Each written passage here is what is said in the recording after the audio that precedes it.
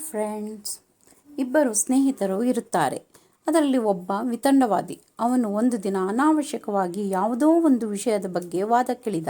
ಸಮಾಧಾನದಿಂದ ಎಷ್ಟೇ ಸರಳ ರೀತಿಯಲ್ಲಿ ಬಿಡಿಸಿ ಹೇಳಿದರೂ ಅವನು ಒಪ್ಪದೆ ಪದೇ ಪದೇ ಪ್ರಶ್ನೆಗಳನ್ನು ಕೇಳಿ ವಿತಂಡವಾಗಿ ವಾದಿಸುತ್ತಿದ್ದ.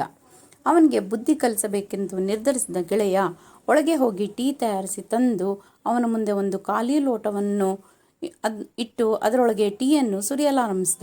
ಲೋಟ ತುಂಬಿ ಟೀ ಹೊರಗೆ ಚೆಲ್ಲುತ್ತಿದ್ದರೂ ಗೆಳೆಯ ಮಾತ್ರ ಟೀಯನ್ನು ಲೋಟಕ್ಕೆ ಸುರಿಯುತ್ತಲೇ ಇದ್ದನು. ಆತಂಕಕ್ಕೊಳಗಾದ ವಿತಂಡವಾದಿ, ಇದೇನು ಗೆಳೆಯ, ಲೋಟ ತುಂಬಿದರೂ ಸುರಿಯುತ್ತಲೇ ಇದ್ದೀಯಾ ಎಂದು ಕೇಳಿದ.